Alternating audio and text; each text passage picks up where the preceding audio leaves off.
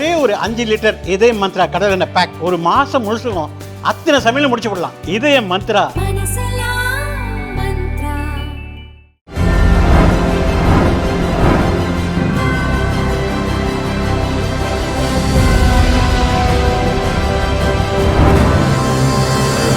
நாடு போற்றும் 4 ஆண்டு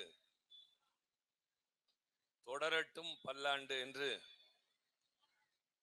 தமிழ்நாட்டிலே திராவிட முன்னேற்ற கழகத்தின் தலைவர் மாண்புமிகு அண்ணன் தளபதி மு.க. ஸ்டாலின் அவர்களை முதல்வராக கொண்டு நடைபெற்றுக் கொண்டிருக்கின்ற திராவிட மாடல் அரசினுடைய சாதனை விளக்க பொதுக்கூட்டத்திற்கு தலைமை பொறுப்பேற்றிருக்கின்ற சேலம் மத்திய மாவட்ட திராவிட முன்னேற்ற கழகத்தின் செயலாளர், தமிழ்நாடு அரசினுடைய சுற்றுலாத்துறை அமைச்சர், உழைப்பால் உயர்ந்த என் அன்பு தம்பி மாண்புமிகு ராஜேந்திரன் அவர்களே, வரவேற்புரை ஆற்றியிருக்கின்ற கருங்கல்பட்டி பகுதி கழகத்தினுடைய செயலாளர் அன்பிற்கினிய சரவணன் அவர்களே, நேரம் கருதி சுருக்கமாக உரையாற்றி அமர்ந்திருக்கின்ற சேலம் கிழக்கு மாவட்ட செயலாளர், நாடாளுமன்ற மாநிலங்களவையில் எங்களோடு சேர்ந்து தமிழகத்திற்கு குரல் கொடுக்க இருக்கின்ற அன்பிற்கினிய சிவலிங்கம் அவர்களே, நிகழ்ச்சியிலே பங்கேற்றிருக்கின்ற ராஜேந்திரன், தாமரை கண்ணன், திருநாவுக்கரசு, கணேசன், ஷரீப், தினகரன், அசோகன், சுப்பிரமணி, மாநகர மன்ற உறுப்பினர் அசோகன், சந்திரன், இளங்கோவன், அன்வர், ஜெகநாதன், தனலட்சுமி, சதீஷ்குமார், கனிமொழி, கணேசன், மோகனப்பிரியா, ஜெகதீசன், மஞ்சுளா, சுகாசினி, செந்தில், லோகநாதன் அவர்களே, கழகத்தினுடைய தகவல் தொழில்நுட்ப அணியை சார்ந்த தம்பி பரணிச்சந்திரன் அவர்களே, பகுதி கழகத்தின் செயலாளர்கள் ஆர்.பி. முருகன் அவர்களே, ஜெகதீஷ் அவர்களே, பிரகாஷ் அவர்களே, தனசேகர் அவர்களே, கேபிள் ராஜா, மணமேடு மோகன், ஜெய், மாநகர மன்ற உறுப்பினர் சாந்தமூர்த்தி, தமிழரசன், பன்னீர்செல்வம், ஜெயக்குமார், சையது இப்ராஹிம் அவர்களே, கோட்ட கழகத்தினுடைய செயலாளர்கள், மாமன்ற உறுப்பினர்கள் ஜீவானந்தம், முருகேசன், சீனிவாசன், கோபால், முருகன், ஞானசேகர், பழனிசாமி, ஆறுமுகம், வேலுமணி, அப்துல் ஷரீப், ஆசை தம்பி, குகை பகுதி குமார், ஆறுமுகம், மாதேஸ்வரன் அவர்களே, ஒன்றிய கழகத்தினுடைய செயலாளர்கள் ஏசி செல்வகுமார், பாலசுப்பிரமணியம், ரமேஷ், பொன் மகாராஜன், வழக்கறிஞர் கிருஷ்ணமூர்த்தி, ஐயப்பன், அறிவழகன், ரவிச்சந்திரன், பெருமாள், ரெயின்போ, நடராஜன் அவர்களே, நன்றி உரை ஆற்ற இருக்கின்ற அன்னதானப்பட்டி பகுதி கழகத்தின் செயலாளர் குமரன் கார்த்திகேயன் அவர்களே, கழகத்தின் பல்வேறு அமைப்புகளை சார்ந்த நிர்வாகிகளே, பெரியோர்களே, தாய்மார்களே, எதிர்காலத்தில் திராவிட இனத்தையும் இந்த பேர் இயக்கத்தையும் கட்டி காத்து வழிநடத்த இருக்கின்ற இளைய தலைமுறையின் இனிய தோழர்களே, உங்கள் அனைவருக்கும் அன்பான வணக்கம். சரியாக 5 மாதங்களுக்கு முன்னால் இதே 8ஆம் தேதி பிப்ரவரி மாதம் இதே இடத்தில் நான் உங்களை சந்தித்து உரையாற்றி இருக்கின்றேன். இத்தனை விரைவில் இங்கே மீண்டும் உரையாற்றுவோம் என்று எதிர்பார்க்கவில்லை. அதைவிட மிகச் சிறப்பான ஒன்றை இங்கே நான் குறிப்பிட்டாக வேண்டும். நம்முடைய சிவலிங்கம் அவர்கள் குறிப்பிட்டதை போல் இன்றைக்கு சேலத்திலே கழகத்தினுடைய அயலக அணியினுடைய மாவட்ட அமைப்பாளர், துணை அமைப்பாளர்கள் கலந்தாய்வு கூட்டத்தில் கலந்து கொள்ள வருகை இரவு தம்பி அமைச்சராக இருக்கிற ராஜேந்திரன் அவர்கள் அவசரமாக ஊர் திரும்ப வேண்டுமா என்றார். இல்லை என்றேன். நாளை கூட்டம் பேசுங்களேன் என்றார். எனக்கு அதைவிட வேறு என்ன வேலை என்று சொன்னேன். இந்த பகுதியில் இருக்கிற மற்றவர்களின் கவனத்திற்கு சொல்லுவேன். திராவிட முன்னேற்ற கழகத்தினுடைய தளகர்த்தர்கள் எந்த அளவிற்கு ஆற்றல் மிக்கவர்கள் என்பதற்கு 24 மணி நேரத்தில் இந்த பெரும் கூட்டத்தை தம்பி ராஜேந்திரன், சரவணன் அவர்களுடைய உறுதுணையோடு ஏற்பாடு செய்திருக்கிறார் என்கிற போது நான் பரவசப்படுகின்றேன், பாராட்ட விரும்புகின்றேன். இதுதான் திராவிட முன்னேற்ற கழகம். எந்த சூழ்நிலையும் எதிர்கொள்வோம், எந்த நேரத்திலும் எங்களுடைய போர்ப்படை அணிவகுப்புக்கு தயாராக இருக்கும் என்பதனுடைய வெளிப்பாடு இந்த பொதுக்கூட்டம். 4 ஆண்டுகள் நம்முடைய தளபதி அவர்கள் முதல்வராக பொறுப்பேற்று இன்னும் சில மாதங்களில் சட்டமன்ற தேர்தல் நடைபெற இருக்கின்றது. அடுத்த ஆண்டு என்பதெல்லாம் மாறி இப்பொழுது 7-8 மாதங்களில் தேர்தல் நடைபெற இருக்கின்றது. நாட்கள் விரைவாக ஓடுகின்றன. 21ஆம் நூற்றாண்டு பிறந்தது என்று சொன்னார்கள். நன்றாக நினைவிருக்கிறது, 1/4 நூற்றாண்டு முடிந்து விட்டது. 2025 பிறந்தது என்று சொன்னார்கள். 6 மாதங்கள் முடிந்து 7வது மாதம் தொடங்கிவிட்டது. நாட்கள் மாடப்புறாக்களைப் போல, மான்குட்டிகளைப் போல வேகமாக பறக்கும், ஓடும் என்று தலைவர் கலைஞர் அவர்கள் சொல்வதைப் போல நாட்கள் பறந்து கொண்டிருக்கின்றன. எனவே வெகு விரைவில் தேர்தல் நடைபெறப் போகின்ற இந்த தேர்தல் எப்பொழுதும் போல வந்து போகிற ஒரு தேர்தல் அல்ல. என்ன இதற்கும் மற்ற தேர்தலுக்கும் வேறுபாடு என்று சொன்னால், யார் ஆட்சிக்கு வர வேண்டும் என்பதற்காக தேர்தல் நடைபெற்றது உண்டு, யார் வரக்கூடாது என்பதற்காக எச்சரிக்கையாக இருந்த நேரங்களும் உண்டு. ஆனால் இது ஒரு தத்துவ போர். நீண்ட நெடுங்காலமாக இந்த திராவிட பேரியக்கம் தமிழ்நாடு என்ற இந்த மாநிலத்தை இந்தியாவின் உச்சத்திற்கு கொண்டு போய் நிறுத்தியதற்கு காரணமான தத்துவத்திற்கு மாறாக திராவிட தத்துவத்தை அழிப்பதற்கு முருகா வேலோடு வா என்று அழைக்கின்ற ஒரு கூட்டம் தமிழ்நாட்டிற்குள்ளே நுழைந்திருக்கின்றது. திராவிட சித்தாந்தத்தை ஒழிப்பதற்காக ஒரு கூட்டம் பிரகடனப்படுத்தி வருகின்றது. உணர்ச்சி உள்ள தமிழர்கள் இங்கே திரண்டிருப்பார்களானால் நான் அவர்களுக்கு சொல்லுவேன், எங்களுக்கு ஆட்சி பொறுப்பை தாருங்கள், நாங்கள் இப்படி நல்லதை செய்வோம், இன்னென்ன காரியங்களை செய்வோம் என்று சொல்லி வாக்கு கேட்பது இயற்கையான ஒன்று. ஆனால் நேராக அடி வேரிலேயே கை வைப்பதை போல திராவிட தத்துவத்தை அழிப்பதற்கு முருகனை துழைக்க நிற்கிறார்கள். அதற்கு உறுதுணையாக தமிழ்நாட்டில் இன்னொரு கட்சி பதவிக்காக பின்னால் ஓடிக்கொண்டிருக்கிறது என்கிற போது எச்சரிக்கையாக இருக்க வேண்டிய கடமை ஒவ்வொரு தமிழனுக்கும் இருக்கின்றது. எங்களுடைய தலைவர் ஆட்சி என்பதற்காக அல்ல. இன்றைக்கு இந்தியாவில் இருக்கிற எல்லா மாநிலங்களும் பார்த்து பாராட்டக்கூடிய, வியக்கக்கூடிய ஒரு ஆட்சியினை நம்முடைய தமிழக முதலமைச்சர் அவர்கள் நடத்தி கொண்டிருக்கிறார்கள். இங்கே உரையாற்றுகிற கழகத்தை சார்ந்த நாங்கள் அல்ல, நிதி ஆயோக் என்ற ஒரு அமைப்பு இருக்கிறது. அது ஒன்றிய அரசின் பக்கத்தில் இருக்கும். ஆனால் அது சுயசார்பு உடையது. அது யாருடைய கட்டுப்பாட்டிலும் இயங்காத ஒரு அமைப்பு.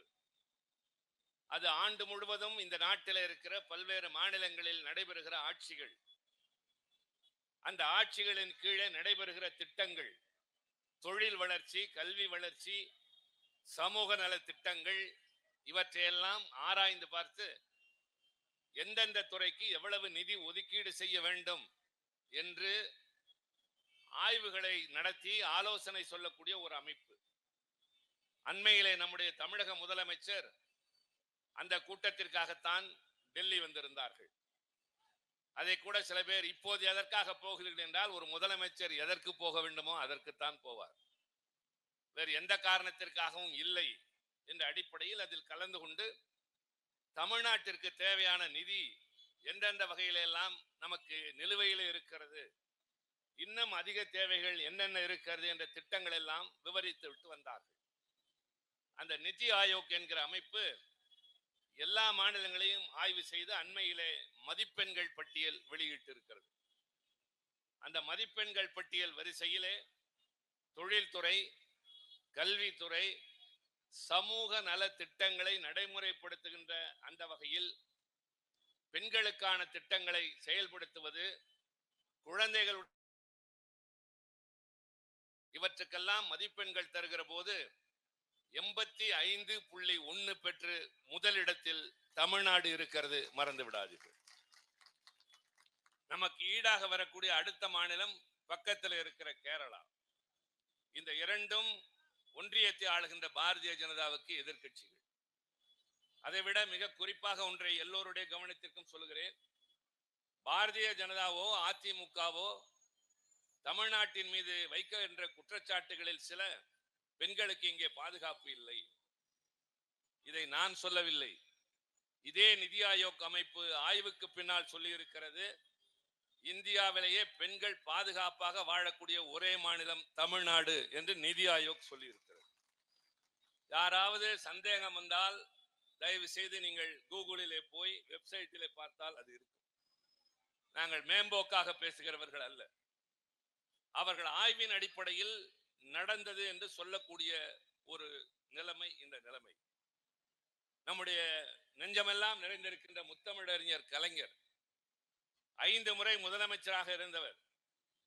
அறிஞர் அண்ணா மறைந்ததற்கு பின்னால் திராவிட முன்னேற்ற கழகத்தின் அத்தியாயம் முடிந்தது, இவர் வருவார், முரட்டுத்தனமாக நடப்பார் என்ற அது போன்ற கருத்துக்களையும் வாதங்களையும் முனை முழுங்க செய்து இந்தியாவிலேயே தமிழ்நாட்டை போல ஒரு மாநிலம் இல்லை என்று கொண்டு வந்த பெருமை தலைவர் கலைஞர் அவர்களை சாரும். மறக்க முடியாத நாட்களவை. ஒரு காலத்தில் எதையெல்லாம் அவர் திரைப்படங்களில் எழுதினாரோ அதையெல்லாம் நடைமுறைக்கு கொண்டு வந்தார். பெண்களுக்கு என்று முன்னுரிமை தந்தார். விதவைகள் மறுவாழ்வு திட்டம் என்று புறக்கணிக்கப்பட்டவர்களுக்கு செய்யக்கூடிய கடமைகள் எல்லாம் செய்து தந்தார். இதை நான் சொல்லுகிற போது எனக்கு நினைவுக்கு வருவது, விதவைகளுக்கு மறுவாழ்வு திட்டம் என்றால் விதவைகள் மறு திருமணம் செய்து கொண்டால் அவர்களுக்கு ஊக்கம் தருவது, வேலை வாய்ப்பை தருவது, அவர்களுக்கு ஏற்கனவே பிறந்த பிள்ளைகளுக்கு கல்வியிலே முன்னுரிமை தருவது போன்ற பல்வேறு சலுகைகள். இந்த அடிப்படையில் நாடாளுமன்றத்தில் நான் ஒரு தனிநபர் மசோதா கொண்டு வந்தேன். இந்தியாவில் இருக்கிற விதவைகளுக்கான ஒரு மறுவாழ்வுக்கு ஒரு சட்டத்தை ஒன்றிய அரசு கொண்டு வர வேண்டும். தமிழ்நாடு என்பது ஒரு மாநிலம். இங்கே நிறைவேற்றுகிற சட்டம் நம்முடைய எல்லைக்கு மட்டுமே தான், இந்தியா முழுமைக்கும் வேண்டும் என்று நான் கொண்டு வந்த தனிநபர் மசோதாவின் முக்கியமான காரணம், உத்தரப்பிரதேசத்து மாநிலத்தில் விருந்தாவன் என்ற ஒரு பகுதி இருக்கிறது. அது ஒரு ஆலயம் இருக்கிற ஒரு புகழ்பெற்ற ஊர். அந்த ஊரிலே மட்டும் 1.5 லட்சம் விதவைகள் இருக்கின்றார். அது ஒரு சின்ன ஊர், ஆனால் 1.5 லட்சம் விதவைகள் இருக்கிறார்கள். இந்தியாவில் இருக்கிற 5.5 கோடி விதவைகளில் 1.5 லட்சம் பேர் அந்த இடத்துல மட்டும் இருக்கிறார்கள்.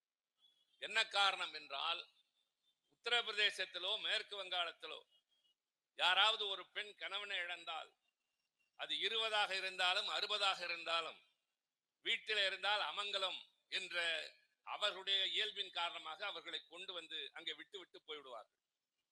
நாதியற்றவர்களாக, வீட்டாரால் புறக்கணிக்கப்பட்டவர்களாக, அங்கே ஆலயத்திலே தொண்டு செய்து கொண்டு இருப்பவர்களாக மட்டுமில்லை, தங்கள் வாழ்வுக்கு வழி தெரியாமல் ஒரு தொண்டு நிறுவனம் ஒரு நாளைக்கு 8 ரூபாய் தருகிறது. ஒரு தேநீருடைய விலை குறைந்தது 10 ரூபாய். 8 ரூபாய் வைத்துக் கொண்டு ஒன்றும் செய்ய முடியாது என்கிற போது அவர்கள் பார்க்கிற வேலையெல்லாம் என்ன தெரியுமா? ரிக்ஷா இழுக்கிறார்கள், கைவண்டி இழுக்கிறார்கள், மூட்டை சுமக்கிறார்கள், செய்யக்கூடாத வேலையெல்லாம் செய்கிறார்கள். எவ்வளவு சாதாரணமான வேலைகள் இருக்கிறதோ வாழ்வாதாரத்திற்காக செய்கிற அவர்கள் பிச்சை எடுப்பது அல்ல, பல பேரால் வேறு விதமாகவும் பயன்படுத்தப்பட்டு பாழாகி கொண்டிருக்கிறார்கள். எனவே அவர்களுக்காக ஒரு சட்டத்தை கொண்டு வர வேண்டும் என்று நான் கொண்டு வந்த அந்த தனிநபர் மசோதா விவாதத்தின் போது பல பேர் ஆதரவு தெரிவித்தார்கள். குரல் வாக்கெடுப்பிலே தோற்று போனது என்றார்கள்.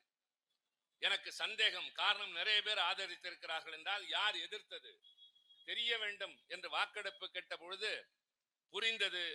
15 வாக்குகள் வித்தியாசத்தில் என்னுடைய தீர்மானம் தோற்று போனது. பாரதிய ஜனதா கட்சி ஆளுங்கட்சி அதிகமான உறுப்பினர்களை கொண்டு அந்த தீர்மானத்தை, மசோதாவை தோற்கடித்தது. இதை நான் பின்னால் எப்போது கேட்டேன் என்று சொன்னால், இஸ்லாமியர்களுக்கு எதிரான முத்தலாக் சட்டத்தை பாரதிய ஜனதா அரசாங்கம் கொண்டு வந்த பொழுது அதை எதிர்த்து பேசினோம். காரணம், அது இஸ்லாமிய பெண்களுக்காக செய்வது அல்ல, இஸ்லாமிய ஆண்களை வஞ்சிப்பதற்காக.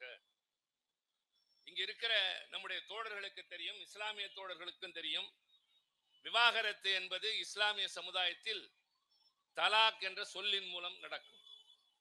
3 முறை தலாக் தலாக் என்று தொலைபேசியிலே சொன்னாலே அது விவாகரத்து என்று சொன்னார்கள். உண்மை அதுவல்ல. ஒரு தடவை சொன்னால் 2-3 மாதங்கள் கழித்து ஜமாத்தார் முன்னிலையில் மீண்டும் பேசி அதற்கு பின்னால் தான் 2வது முறை, அதற்கு பின்னால் தான் 3வது முறை. ஆனால் ஒன்றிய அரசு கொண்டு வந்த சட்டம் என்பது உடனடியாக அப்படி சொன்னால் செல்லாது என்று அறிவித்ததோடு மட்டுமல்ல, அப்படி சொன்னவர்களுக்கு சிறை தண்டனை என்ற ஒரு பிரிவையும் கொண்டு வந்தது.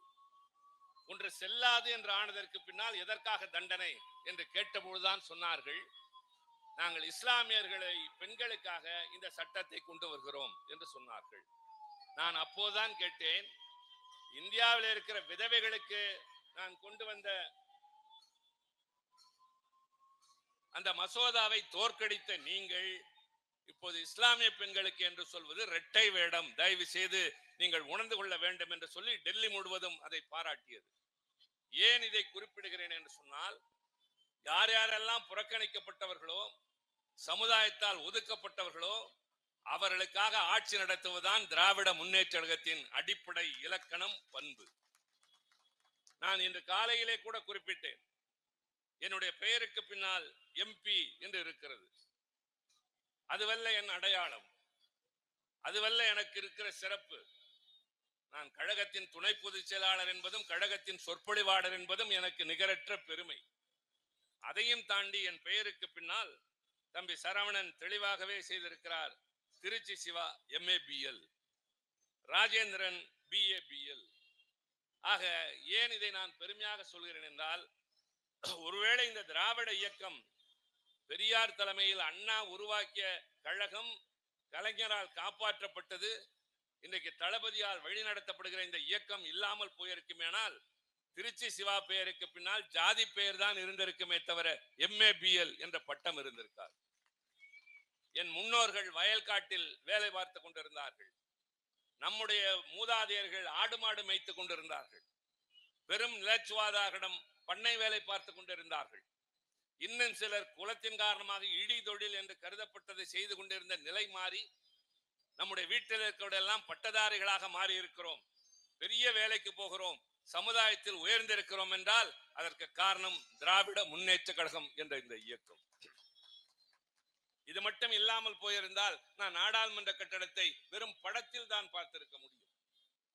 தம்பி ராஜேந்திரன் சென்னை கடற்கரையில காற்று வாங்க போயிருக்கலாமே தவிர சட்டம் இயற்றுகிற மன்றத்தில் ஒரு பொறுப்புள்ள அமைச்சராக பொறுப்பேற்று இருக்க முடியாது.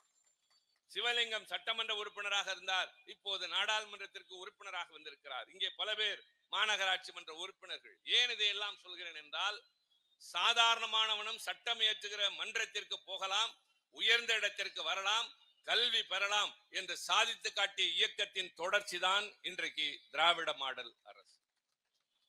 நான் ஒன்றை இந்த இடத்திலே குறிப்பிட்டாக வேண்டும், அவசியத்தின் காரணமாக சொல்கிறேன்.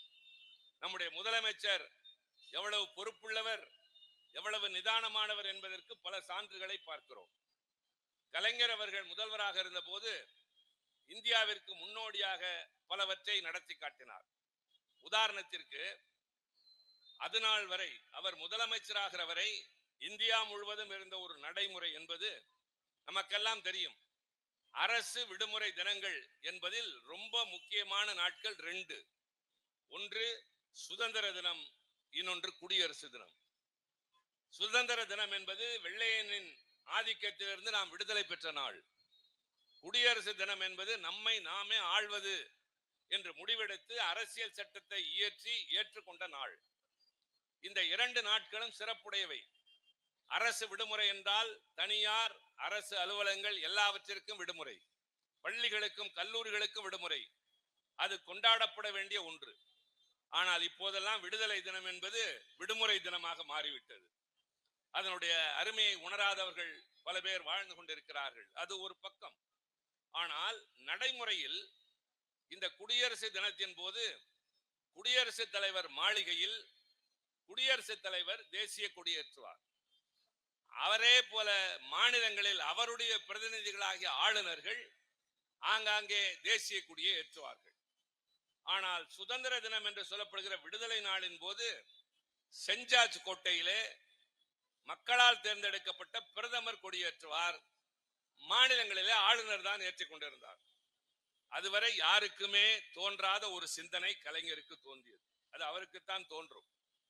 சிதம்பரத்தில் இருக்கிற தில்லை நடராஜ பெருமான், அவரை காணப்போன நந்தன், தன் எஜமானனிடம் கூட அனுமதி பெறாமல் அவரை காணப்போன அந்த நந்தன் புலையன் வகுப்பை சார்ந்தவன் என்பதனால் அங்கிருந்த நந்தி வழிமறிக்கிறது. இது புராணம்.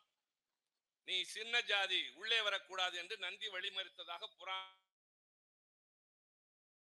தந்து, என் நந்தனை உனக்கு தெரியாது, என் மீது அன்பு கொண்டவன், சற்றே விலகும் பிள்ளாய் என்று நந்தியை விலகச் சொல்லி காட்சி தந்ததாக புராணம் சொல்கிறது. ஆக நந்திக்கு வேறுபாடு இருந்திருக்கலாம், சிவபெருமானுக்கு வேறுபாடு இல்லை என்று எல்லோரும் வாதிட்டுக் கொண்டிருந்த நேரத்தில் கலைஞர் தான் கேட்டார், சிவபெருமான் நந்தியை விலகச் சொன்னாரே தவிர நந்தனை உள்ளே வா என்று அழைக்கவில்லையே என்று கேட்டார்.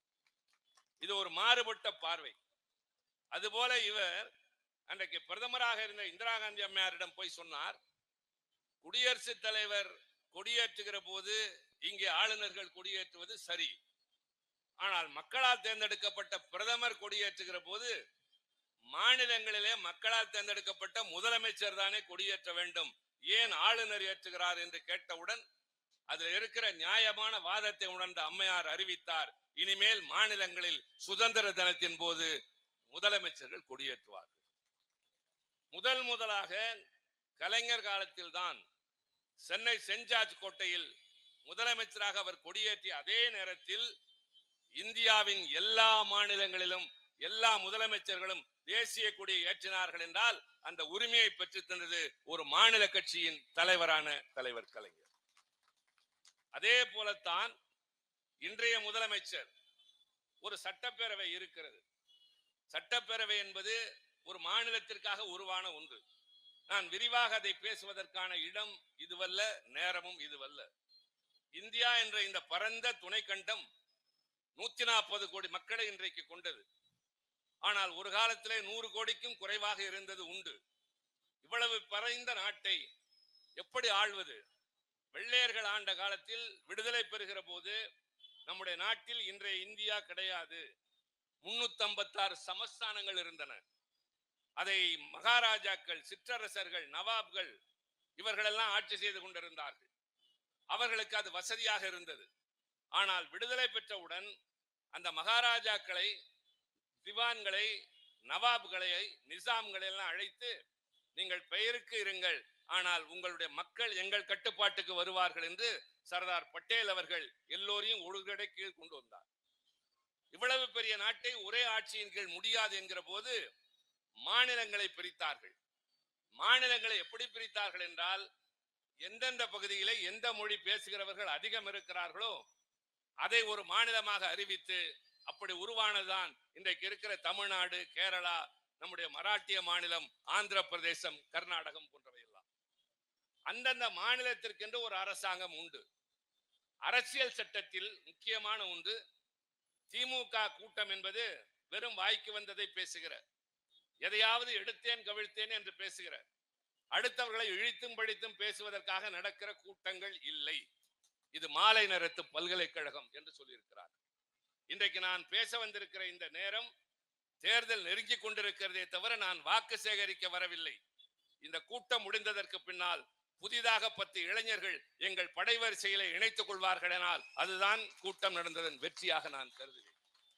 நமக்கு ஏற்ற இயக்கம் இதுதான் என்று அவர்கள் உணர வேண்டும்.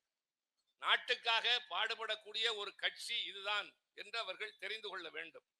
அந்த வகையில் சொல்கிறேன், ஒரு மாநில அரசு அரசியல் சட்டத்தில் என்ன சொல்கிறது என்றால், அதனுடைய முக்கியமான கூறு என்பது, தயவு செய்து நான் தமிழில் பேசுகிற போது ஆங்கில சொற்கள் பயன்படுத்துவதில்லை, அவசியத்தின் பொருட்டு சொல்கிறேன், செப்பரேஷன் ஆஃப் பவர்ஸ் என்று சொல்வார்கள். அதிகாரத்தை 3ஆக பிரிக்கிறார்கள். ஒன்றிய அரசினுடைய பட்டியல், மாநில அரசினுடைய பட்டியல், பொது பட்டியல் என்று. ஒன்றிய அரசுக்கு உட்பட்ட பட்டியலில் நாடாளுமன்றம் மட்டும்தான் சட்டம் இயற்ற முடியும். அதில் மாநில அரசுகள் தலையிட முடியாது. மாநில அரசுகள் அதற்கு கட்டுப்பட்டாக வேண்டும்.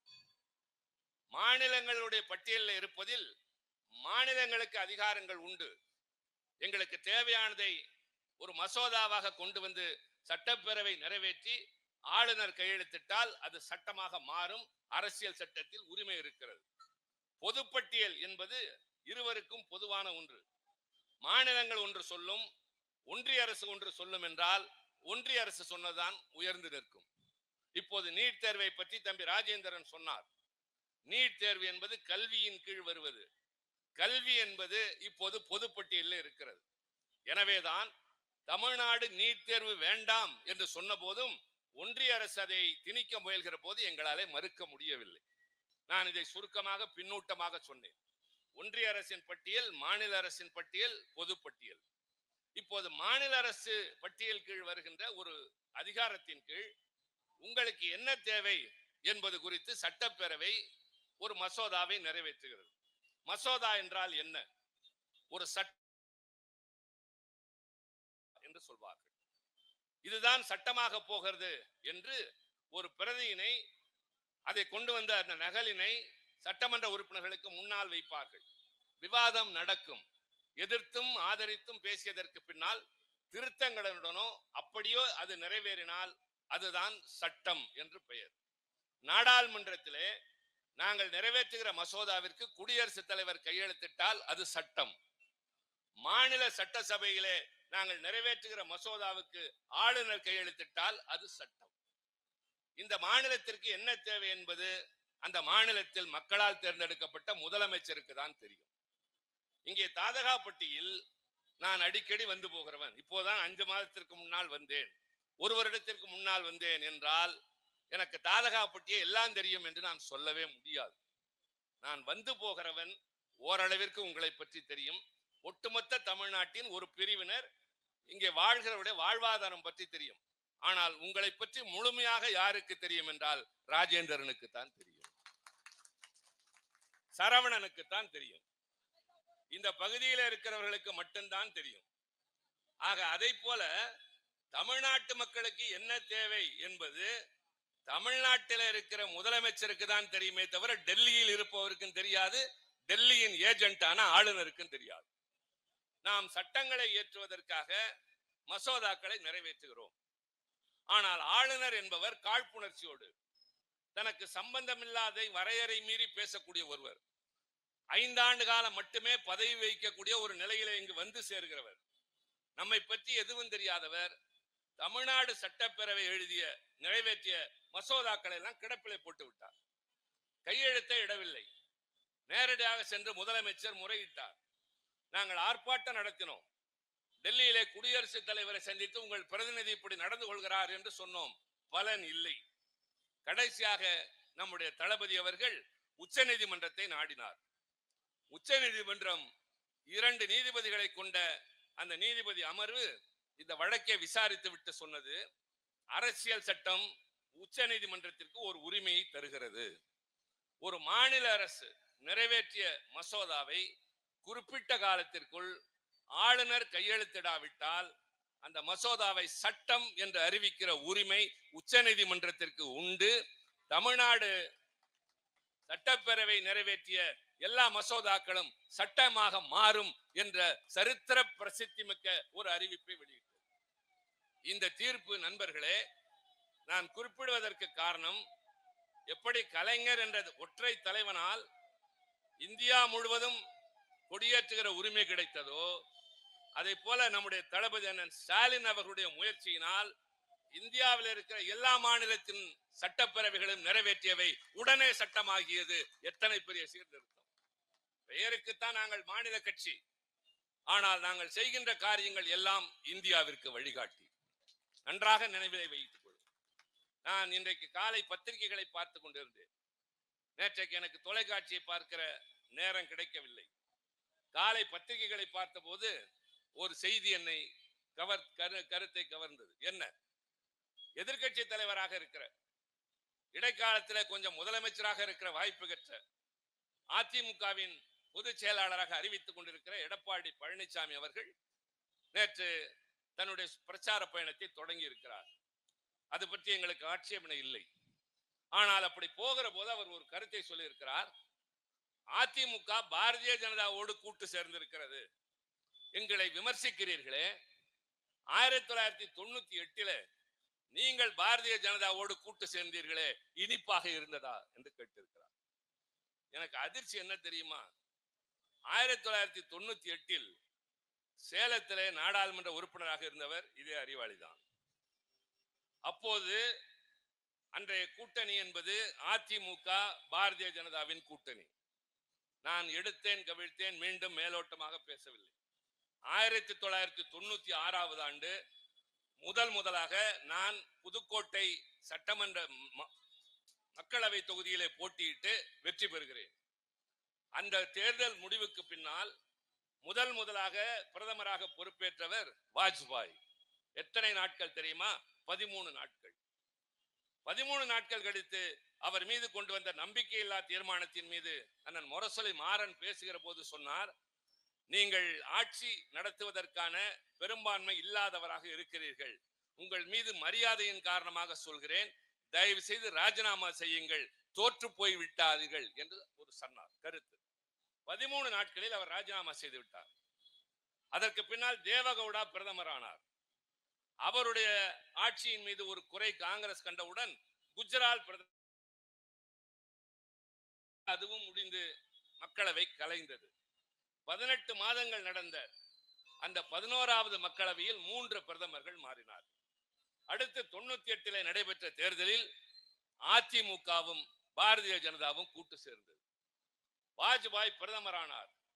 தயவு செய்து நினைவில் கொள்ளுங்கள், நான் ஆதாரத்துடன் சொல்கிறேன், 13 மாதங்களுக்கு பின்னால் தான் சொன்னதையெல்லாம் வாஜ்பாய் செய்யவில்லை என்பதால் ஒரு முக்கியமான நேரத்தின் போது ஒற்றை வாக்கு வித்தியாசத்தில் பாரதிய ஜனதா கட்சி வாஜ்பாயின் கட்சியை கவிழ்த்தது அம்மையார் ஜெயலலிதா.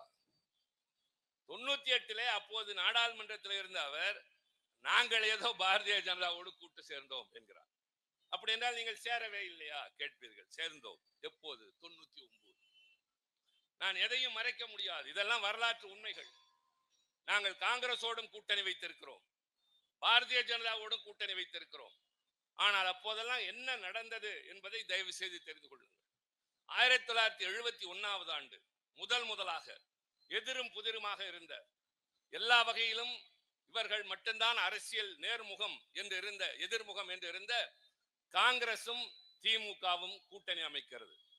இந்திரா காங்கிரஸ் தலைமையிலான காங்கிரசும் திமுகவும் கூட்டணி சேர்ந்து அந்த தேர்தலில் நாங்கள் வெற்றி பெற்ற இடங்கள் 184. அதற்கு பின் யாரும் அத்தனை இடங்கள் பெறவில்லை. டெல்லியிலே எங்கள் கூட்டணி தான் முழுமையான வெற்றி. ஆட்சி நடைபெற்றுக் கொண்டிருக்கிற போது 1975 ஆண்டு அப்போது ஜூன் மாதம் 12ஆம் தேதி அலகாபாத் உயர் நீதிமன்றத்திலே ஒரு வழக்கு. என்ன வழக்கு? பிரதமராக இருக்கிற இந்திரா காந்தி அம்மையாரின் தேர்தல் செல்லாது என்ற வழக்கு. அதை விசாரித்த நீதிமன்றம் பல்வேறு ஆதாரங்களின் வாதங்களின் அடிப்படையில் அவருடைய தேர்தல் செல்லாது என்று அறிவித்தவுடன் அவர் நாடாளுமன்ற உறுப்பினர் பொறுப்பு பறிபோகும். அது போனால் அவர் பிரதமராக தொடர முடியாது.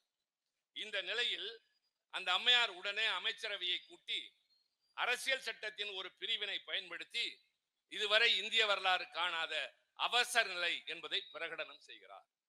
அவசர நிலை என்றால் என்ன?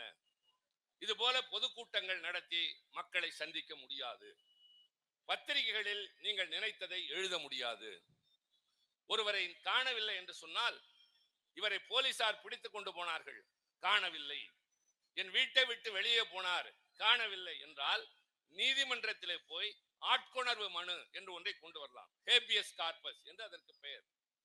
இவரை காணவில்லை என்று சொன்னால் உடனே நீதிமன்றம் உத்தரவிடும், காவல்துறையினர் 1 வார காலத்திற்குள் அவரை கண்டுபிடித்து கொண்டு வந்து நிறுத்த வேண்டும், இல்லை என்றால் அவருக்கு என்ன ஆனது என்பதை சொல்ல வேண்டும் என்பார்கள். அந்த ஹேபியஸ் கார்பஸ் என்ற உரிமை பறிக்கப்பட்டது. நம்முடைய அரசியல் சட்டத்தில் ஒவ்வொரு குடிமகனுக்கும் அடிப்படை உரிமைகள் உண்டு. அந்த உரிமைகள் ரத்து செய்யப்பட்டு அடிப்படை கடமைகள் என்று கொண்டு வரப்பட்டன. இதை எதிர்த்த வடக்கே இருந்த ஜெயபிரகாஷ் நாராயணன், ஆச்சாரிய கிருப்பலானி போன்ற சுதந்திர போராட்ட வீரர்கள் வாஜ்பாய், அத்வானி, அசோக் மேத்தா போன்ற தலைவர்கள், கம்யூனிஸ்ட் கட்சியை சார்ந்தவர்கள், சோசியலிஸ்ட் கட்சியை சார்ந்தவர்கள் எல்லாம் அந்த அம்மையார் பிடித்து சிறையில் அடைக்கிறார். 25 ஜூன் மாதம் 75ஆம் தேதி அவசர நிலை பிரகடனம். அதே ஜூன் மாதம் 28ஆம் தேதி திமுகவின் செயற்குழு கூடுகின்றது. கூடியதற்கு பின்னால் சில முடிவுகள் எடுக்கிறோம். அந்த முடிவுகளை மக்களுக்கு விளக்குவதற்காக சென்னை கடற்கரை சீரணி அரங்கத்திலே பொதுக்கூட்டம். அதில் பேசுகிற போது அன்றைக்கு முதலமைச்சராக இருந்த கலைஞர், திமுகவின் தலைவர், வந்திருந்த தொண்டர்களுக்கு ஒரு வேண்டுகோள் வைக்கிறார். நாளையிலிருந்து கழக தொண்டர்கள் அத்தனை பேரும் மத்திய அரசுக்கு தந்தி கொடுங்கள். அந்த தந்தியினுடைய வாசகம் ஒரே வாசகமாக இருக்க வேண்டும். என்ன அது? Revoke emergency, restore democracy, release the political prisoners. அவசர நிலையை திரும்ப பெறுங்கள், சிறையிலே இருக்கிற தலைவர்களை விடுதலை செய்யுங்கள், ஜனநாயகத்தை நிலைநிறுத்துங்கள் என்று தமிழ்நாட்டிலிருந்து தந்திகள் பறக்கின்றன. உடனே இந்திரா காந்தி அம்மையார் கலைஞரை அழைத்து சொன்னார், நீங்களும் நானும் தோழமை கட்சி, கூட்டணி அமைத்து ஆட்சி நடத்தி இருக்கிறோம். எங்களுடைய ஆதரவும் உங்களுக்கு உண்டு, உங்கள் ஆதரவும் எங்களுக்கு உண்டு. அவசர நிலை என்பது நான் வடக்கே இருக்கிற என் அரசியல் எதிரிகளுக்காக நான் கொண்டு வந்தது. நீங்கள் அதனால் பாதிக்கப்பட போவது இல்லை. உங்களுக்கு அடுத்த ஆண்டு தேர்தல் நடைபெற இருக்கிறது. நான் நாடாளுமன்றத்திற்கும் சட்டப்பேரவைக்கும் தேர்தல் நடத்த போவது இல்லை. நீங்கள் தேர்தலே இல்லாமல் இன்னும் ஓராண்டு காலம் முதலமைச்சராக நீடிக்கலாம் என்று சொன்னபோது கலைஞர் சொன்ன பதில், எனக்கு எத்தனை காலம் பதவியில இருக்கிறோம் என்பதல்ல, என் நாட்டின் ஜனநாயகம் தான் முக்கியம் என்று சொன்னார். இதெல்லாம் வரலாறு. அதைத்தான் நான் இப்போது பேசுவது என் கழக தோழர்களுக்கு அல்ல. ஓரத்தில் இருக்கிற நடுநிலையாளர்கள், நல்லவர்கள், மனசாட்சி உடையவர்கள், திமுக கூட்டு சேரவில்லையா இருக்கிற கட்சியை சார்ந்த மனசாட்சியுடைய நண்பர்களுக்காக நான் சொல்லுவேன். இப்படி சொன்ன காரணத்தினால் மட்டுமில்லை, வடக்கே பாதிக்கப்பட்டவர்கள் எல்லாம் புகலிடம் தேடி வருகிற மாநிலமாக தமிழ்நாடு இருந்தது. பொதுக்கூட்டங்கள் நடந்து கொண்டிருந்தன. எனக்கு நன்றாக நினைவிருக்கிறது. 1976 ஜனவரி 25 வீரவணக்க நாள் கூட்டம். மாணவர் திமுகவின் சார்பில் அப்போது கல்லூரியிலே படித்துக் கொண்டிருந்த நான் அந்த கூட்டத்தில் பேசியிருக்கிறேன். ஊர்வலங்கள் நடத்தி இருக்கிறோம், கல்லூரியிலே வேலை நிறுத்தம் நடத்தி இருக்கிறோம். இந்தியாவின் எல்லா பகுதிகளிலும் வேலை நிறுத்தத்திற்கு அனுமதி இல்லை, பொதுக்கூட்டங்களிலே பேச உரிமை இல்லை, பத்திரிகைகளில் எழுத முடியாது. ஆனால் தமிழ்நாட்டில் இந்த உரிமைகள் இருந்த காரணத்தினால் ஜார்ஜ் பெர்னாண்டஸும் பிரபுதாஸ் பட்வாரி போன்றவர்களும் வந்து தங்கியிருந்த இடம் முரசொலி அலுவலகம். அப்போது நடந்த இன்னொரு நிகழ்ச்சியும் சொல்லுகிறேன். என்னிடம் கலைஞர் அவர்கள் பல நேரங்களில் பல தகவல்களை சொல்லி இருக்கிறார். எனக்கு 23 வயதான போது தன்னுடைய காரில் என்னை அழைத்து சென்றிருக்கிறார். இன்றைக்கு நான் இந்த இயக்கத்தில் இத்தனை பிடிப்போடு இருக்கிறேன். தம்பி ராஜேந்திரன் சொன்னார், 50 ஆண்டு காலமாக இன்றைய கழகத்தின் தலைவர் தளபதி அவர்களும் நானும் இளைஞரணியிலே பவனி வந்த காலத்திலே அதற்கு முன்பிருந்தே நாங்கள் உறுதியோடு நிற்கிறோம் என்றால் தலைவர் கலைஞர் என்ற அந்த மனிதன் காட்டிய அன்பு, எங்களை அரவணைத்த பாங்கு. நான் ஓராண்டு காலம் பின்னர் அந்த கதைக்கு வருகிறேன். என்னோடு அவர் காரிலே என்னை அவர் அழைத்து செல்கிற போது ஒரு நாள் பல கதைகளை சொல்வார். காமராஜர் திமுக ஆட்சியிலே மின்சார தட்டுப்பாடு என்பதற்காக கூட்டங்கள் நடத்துகிறார். அந்த சுற்றுப்பயணத்தின் போது அவர் செல்லுகிற இடங்களில் எல்லாம் அவருக்கு உடலிலே ஒவ்வாமை நோய் உண்டு, அலர்ஜி. அதற்காக அவர் எப்பொழுதும் ஏர் கண்டிஷனில் தான் இருக்க வேண்டும். அவர் பொருட்டு அவர் தங்குகிற எல்லா பயணிகர் விடுதியிலும் நான் குளிர்சாதன வசதி செய்து கொடுத்தேன். நம்முடைய அரசாங்கத்தை விமர்சித்துதான் அவர் சுற்றுப்பயணம் போனார். ஆனால் அந்த பெரிய மனிதனுக்கு மரியாதை கொடுத்து நான் செய்ய வேண்டியதை செய்தேன் சொல்லி இருக்கிறார். இதெல்லாம் ஏன் என்னிடம் சொல்கிறார் என்றால், அவருக்கு தெரியும் நான் சொல்ல வேண்டிய இடத்தில், பேச வேண்டிய இடத்தில் மக்களிடம் இதை பகிர்ந்து கொள்வேன் என்பதற்காக. இரண்டாவது, எங்களை போன்ற இளைஞர்களுக்கு இந்த தலைவனுடைய மேன்மை தெரிய வேண்டும் என்பதற்காக. அப்படி அவர் சொன்ன இன்னொரு தகவல், அந்த காலகட்டத்திலே காமராஜர் சுற்றுப்பயணம் வருகிற போது சுற்றுப்பயணத்தின் ஒரு கட்டமாக திருப்பதி போக ஒரு நிகழ்ச்சி நிரல். இது தெரிந்த முதலமைச்சர் கலைஞர் சொல்லி அனுப்புகிறார், காமராஜரை திருப்பதி கூட்டத்தை ரத்து செய்ய செல்லுங்கள். அதற்கு அவர் பதில் சொல்கிறார், நான் திமுக காரன் இல்லை, காங்கிரஸ் காரன், எனக்கு உத்தரவிட இவர் யார் என்று இவர் சொன்னவுடன் கலைஞர் பதில் சொல்கிறார், இது திமுக தலைவர் கருணாநிதி சொல்வதல்ல, தமிழ்நாட்டின் முதலமைச்சர் உத்தரவிடுகிறேன், நீங்கள் போகக்கூடாது. அவருக்கு கோபம் வருகிறது. என்னையா பெரிய முதலமைச்சர், அந்த நாற்காலியை வேண்டாம் என்று தூக்கி எறிந்து விட்டு போனவன் நான். அதிலே உட்கார்ந்து கொண்டு எனக்கு உத்தரவு போடுகிறாரா அவர் என்று கோபமாக சொல்லிய செய்தி கிடைத்தவுடன் அன்றைக்கு இருந்த பெரிய தலைவர் காங்கிரஸில் ராஜாராம் நாயுடு என்பவரை அழைத்து கலைஞர் சொன்னார், ஐயா, காமராஜருக்கு உத்தரவிடுகிற அளவிற்கெல்லாம் நான் பெரிய மனிதனே இல்லை, அவரை கைது செய்ய வேண்டும் என்று மத்திய அரசு காத்திருக்கிறது. தமிழ்நாட்டின் எல்லைக்குள் இருக்கிறவரை மேலே கை வைக்க விடாமல் என்னால் பாதுகாக்க முடியும். ஆனால் திருப்பதி என்பது ஆந்திர மாநிலத்தில் இருக்கிறது. அவர் இங்கிருந்து அங்கு போய் ஆந்திர அரசாங்கம் அவரை கைது செய்யுமேனால் அதை வேடிக்கை பார்த்து கொண்டு என்னால் சும்மா இருக்க முடியாது என்பதால் தான் போக வேண்டாம் என்று சொன்னேனே தவிர வேறு எதற்காகவும் இல்லை. இந்த விளக்கத்தை கேட்டதற்கு பின்னால் காமராஜர் கண்ணீர் விடித்தார். கடைசி காலத்தில் அவர் உயிர் பிரிவதற்கு முன்பாக கலைஞர் அழைத்து இரு கரத்தையும் பற்றி நீங்கள் தான் ஜனநாயகத்தை காப்பாற்ற வேண்டும் என்று சொல்லிவிட்டு போனதும் வரலாறு. நான் சொல்வது கதை அல்ல, நான் பேசுவதும் இட்டு கட்டியதும் அல்ல. இவ்வளவும் நடந்த காரணத்தினால் ஒரு கட்டம் வரை பொறுத்திருந்த இந்திரா காந்தி அம்மையார் 76 ஜனவரி 31 திமுக ஆட்சியை கலைக்கிறார். திமுக ஆட்சிக்கு மிச்ச பதவி காலம் இருக்கிறது, ஆனால் ஆட்சி கலைக்கப்பட்டது. கலைக்கப்பட்டவுடன் இரவோடு இரவாக கட்சி முன்னோடிகள் எல்லாம் கைது செய்யப்பட்டார்கள். இந்த மாவட்டத்தில் அண்ணன் வீரபாண்டி ஆறுமுகம் போன்றவர்கள் சிறையில் அடைக்கப்பட்டார்கள். இன்றைய கழகத்தின் தலைவர் அண்ணன் தளபதி அவர்கள் திருமணமாகி 2-3 மாதங்கள் மட்டுமே ஆகியிருந்தது. அவரை கைது செய்ய போலீசார் வருகிறார்கள். கலைஞர் சொல்கிறார், அவர் வெளியிலே நாடகத்திற்காக போயிருக்கிறார், வந்தவுடன் சொல்லி அனுப்புகிறேன் என்று சொல்லிவிட்டு வந்தவுடன் போலீசார் அழைத்து செல்லுங்கள் என் மகனை என்று அனுப்பி வைத்தவர் கலைஞர். சிறைக்கு சென்றவர் எங்கள் தலைவர். அப்போது நான் கல்லூரி மாணவன், MA படித்துக் கொண்டிருந்தேன். என்னையும் கைது செய்து திருச்சி சிறையில் அடைத்தார்கள். என்றைக்கு விடுதலை ஆவோம் என்று தெரியாமல் இருந்த நாட்கள் ஓராண்டு காலம். 21 வயதில் நான், 23 வயதில் எங்கள் தலைவர், இப்படி பல பேர் அந்த சிறையிலே வாடினோம். அவர் அடிபட்டார், உதைப்பட்டார். அவரை காப்பதற்காக சிட்டிபாபு குறுக்கே விழுந்து தன் உயிரை தந்தார். இத்தனை இன்னல்கள் பட்ட நேரத்திலும் நாங்கள் மனம் தளரவில்லை. கலைஞர் தனித்தோட தலைவன், யாருமே சென்று பார்க்க முடியாத நிலைமை. கோபாலபுரத்திற்கு செல்வது எங்களுக்கெல்லாம் பெருமை. ஆனால் அங்கே யாராவது சென்றால் அவருக்கு உடனே கைது, சிறை காத்திருக்கிறது என்ற ஒரு அவல நிலை. இப்போது நான் சேலத்திற்கு வருகிறேன். எப்போது வந்தாலும் எனக்கு உணவு தருவது தம்பி ராஜேந்திரன். என் உடலின் நிலை தெரியும், என் தேவை தெரியும், என் சுவை தெரியும். சேலத்துக்கு வந்தால் ராஜேந்திரன் என்பதை போல எல்லா ஊரிலும் எனக்கு கழகத்தோழர்கள் தான் எல்லாவற்றையும் பார்த்துக் கொள்கிறவர்கள். பல நேரங்களில் சொல்வேன், உறவினர்கள் வீட்டை நாடியதே இல்லை, தேடியதும் இல்லை. எங்களுக்கு உறவே கழகத்தின் உடன்பரப்புகள் தான். எனக்கே அந்த நிலை என்றால் கலைஞருக்கு எப்படிப்பட்ட அன்பு கொண்டவர்கள் இருந்திருப்பார்கள். அவருக்கு உணவு பரிமாறுகிறவர்கள், கொண்டு செல்கிறவர்கள் எல்லாம் சிறையில் அடைக்கப்படுகிறார்கள். அவரை பார்க்க போகக்கூடாது என்று தடை. கழகத்தினுடைய தோழர்கள் அவருக்கு கொஞ்சமும் சளைத்தவர்கள் அல்ல. திருப்பதி போகிறோம் என்று சொல்லி ஒரு தனியாக பேருந்து எடுத்துக்கொண்டு வெறுமனே தலையை மொட்டை அடித்துக் கொண்டு கோபாலபுரம் உள்ளே நுழைந்து கோவிந்தா கோவிந்தா என்று சொல்லிக்கொண்டே போய், தலைவா, நாங்கள் திருப்பதிக்கு வருவதாக சொன்னோம், உண்மையில் உங்களை பார்க்கத்தான் வந்தோம், உங்களை பார்த்து நாட்கள் ஆகிறது என்று சொல்லிவிட்டு போன நாட்கள். பல பேர் வெளியே சென்றார்கள்.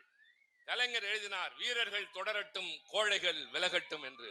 1 வருட காலம் நெருப்பாற்றிலே நீந்திய, அனல் காற்றிலே மீந்திய மெழுகுவர்த்தி மனிதன் என்று கலைஞர் வர்ணித்தார். இவ்வளவு இன்னல்களையும் அனுபவித்தோமே தவிர, நண்பர்களே, குறித்துக் கொள்ளுங்கள், கொள்கையிலே சமரசம் செய்து கொள்ளாத கட்சி திமுக. அனுசரித்து போயிருந்தால் ஆட்சி தொடர்ந்திருக்கும், பதவி இருந்திருக்கும். நாங்கள் சேர்ந்தோம், இருந்தோம், உடன் சென்றோம் என்பதற்காக அவர்கள் செய்ததற்கெல்லாம் உடன்படுகிற கட்சி அல்ல. எங்களை பொறுத்தவரை கொள்கைதான் முக்கியம். அடுத்து பாரதிய ஜனதாவோடு 99 சேர்ந்தோம். மரியாதைக்குரிய எதிர்கட்சி தலைவருடைய கவனத்திற்கு சொல்வேன், திருத்திக் கொள்ளுங்கள். 98 என்று நீங்கள் தவறுதலாக சொல்லிவிட்டீர்கள். நீங்கள் நாடாளுமன்றத்தில் இருந்ததே உங்களுக்கு மறந்து போனது. நீங்கள் அவர்களுக்கு எதிராக வாக்களித்ததே மறந்து போனது. 99 நாங்கள் கூட்டணி சேர்ந்தோம். கூட்டணி சேர்ந்துதான் 5 ஆண்டு காலம் முதல் முறையாக வாஜ்பாய் பிரதமராக இருந்தார். ஏதோ சேர்ந்தோம் என்று இல்லை. அன்றைக்கு சேருகிற போதே அண்ணன் முரசொலி மாறன் தலைமையிலே ஒரு குழு நியமித்து அந்த குழு சில கருத்துக்களை முன்வைக்கிறது. காமன் மினிமம் புரோகிராம், குறைந்த கட்ட செயல் திட்டம் என்ற பெயரில் சில நிபந்தனைகளை தருகிறோம். நாங்கள் உங்கள் ஆட்சிக்கு ஆதரவு தயார், அதில் பங்கேற்கவும் தயார். ஆனால் இதையெல்லாம் நீங்கள் செய்ய வேண்டும், இதையெல்லாம் செய்யக்கூடாது. எதையெல்லாம் செய்யக்கூடாது? அரசியல் சட்டத்தின் 370வது பிரிவை ரத்து செய்யக்கூடாது. இஸ்லாமியர்களுக்கு எதிரான எந்த சட்டத்தையும் கொண்டு வரக்கூடாது. இந்தியை திணிக்க கூடாது. பொது சிவில் சட்டம் வரக்கூடாது என்றெல்லாம் நிபந்தனைகள் தந்து அதற்கு ஒப்பிட்டு வாஜ்பாய் அவர்களும் கையெழுத்திட்டதற்கு பின்னால் தான் அந்த கூட்டணியிலே நாங்கள் பங்கேற்றோமே தவிர, நீங்கள் எதை வேண்டுமானாலும் செய்து கொள்ளுங்கள், நாங்கள் உங்கள் பின்னால் வருகிறோம் என்று போவதற்கு மன்னிக்கவும். We are not Edappadi Palaniswami. அந்த காலகட்டத்தில் கல்வித்துறை அமைச்சராக இருந்த முரளி மனோகர் ஜோஷி என்பவர் பல்கலைக்கழகத்திலே சோதிடத்தை பாடத்திட்டமாக கொண்டு வருகிற ஒரு திட்டத்தை அறிவிக்கிறார். இந்த அறிவிப்பு வந்தவுடன் இப்போது நான் மாநிலங்களவையின் குழு தலைவர் என்றார்கள். எங்களுடைய கட்சியினுடைய உறுப்பினர்கள் யார் பேச வேண்டும், எந்த தலைப்பிலே பேச வேண்டும், எந்த விவாதத்தில் கலந்து கொள்ள வேண்டும் என்று நான் சொல்வது வழக்கம். அவர்களுக்கு வழிகாட்டுகின்ற பொறுப்பு எனக்கு. அதுபோல அன்றைக்கு அண்ணன் இருந்தார், முரசொலி மாறன், என்னை அழைத்து சொன்னார், நாளை இந்த விவாதம் வருகிற போது நீ பேசு என்று சொன்னார். நான் தயங்கி நின்றேன். என்ன விஷயம் என்றார். இல்லை, நாம் கூட்டணி அரசாங்கத்தில் இருக்கிறோம், நீங்கள் எல்லாம் அமைச்சர், எப்படி இந்த அரசாங்கத்தை விமர்சிப்பது என்று. அதற்கு அவர் சொன்னார், என்னையா அமைச்சர் பொறுப்பு, கொள்கை தயா முக்கியம், போய் பேசியா அப்படின்னார். மறுபடி தயங்கினேன். எப்படி பேசுவது, ஏதாவது குறிப்பு தருகிறீர்களா என்று. குறிப்பெல்லாம் இல்லை, மாநாட்டிலே பேசுவாய் அல்லவா, அதை போல நன்றாக வேகமாக பேசு என்று சொன்னார். அவர் தந்த துணிச்சல். நான் அந்த தீர்மானத்தை எதிர்த்து பேசுகிறேன். விவேகானந்தர் சோதிடத்தை எதிர்த்து சொன்னதையெல்லாம் சொல்லுகிறேன். அரசியல் சட்டத்திலே சயின்டிபிக் டெம்பர் என்பதைத்தான் வளர்க்க வேண்டுமே தவிர பிற்போக்குத்தனமானதை சொல்லித்தரக்கூடாது என்றெல்லாம் சொல்லி இருக்கிறது என்று சொல்லிவிட்டு கடைசியாக முடிக்கிற போது உணர்ச்சி வசப்பட்டு சொன்னேன், உங்களோடு சேர்ந்திருக்கிறோம் என்பதற்காக நீங்கள் செய்வதற்கெல்லாம் தலையாட்டுகிற கட்சி நாங்கள் என்று கருதாதீர்கள். தவறுகள் நடக்கிற இடத்தில் திமுக இருக்காது, திமுக இருக்கிற இடத்தில் தவறுகள் நடக்காது என்று சொன்னார். மாலையில் என்னுடைய இந்த உரையினை பார்த்த அண்ணன் ஒன்றும் சொல்லவில்லை, ஆனால் கலைஞருக்கு சொல்லி இருக்கிறார். எப்போதுமே நாங்கள் அங்கே ஏதாவது தவறுதலாக பேசிவிட்டாலோ அல்லது பாராட்டுகின்ற வகையிலே பேசினாலோ மறுநாள் 7 மணிக்கெல்லாம் தொலைபேசி வரும். உறக்கத்திலே அந்த அதிகாலை, எங்களுக்கு 7 மணி அதிகாலை, அது கலையாமல் இருக்கு. எடுத்தவுடன் ஐயா பேசுகிறார் என்று கொடுப்பார். உடனே கலைஞருக்கு கரகரத்த குரல் வரும், கைகாலெல்லாம் ஆடி போகும். ஒரு தகவலும் எனக்கு வரவில்லை. சரியாகத்தான் போகிறது போல இருக்கு என்று எண்ணிக்கொண்டிருந்தேன். 2 நாட்கள் கழித்து வட சென்னையிலே ஒரு பொதுக்கூட்டம், அதுல கலைஞர் பேசுகிறார். பேசுகிற போது சொல்கிறார், இன்றைக்கு திமுக வடக்கே மத்திய அரசோடு கூட்டணியில இருக்கிறது. முரசொலி மாறன், TR பாலு போன்றவர்கள் அதில் அமைச்சரவையில இருக்கிறார்கள். இந்த சூழலில் அந்த கல்வித்துறை சோதிடத்தை பாடத்திட்டமாக பல்கலைக்கழகத்தில் கொண்டு வருவதை விமர்சித்து கழகத்தின் சார்பில் தம்பி திருச்சி சிவா பேசுகிறார். பேசுகிற போது அவர் பேச்சின் ஊடே ஒரு கருத்தை சொல்கிறார். என்ன கருத்து? தவறுகள் நடக்கிற இடத்தில் திமுக இருக்காது, திமுக இருக்கிற இடத்தில் தவறுகள் நடக்காது.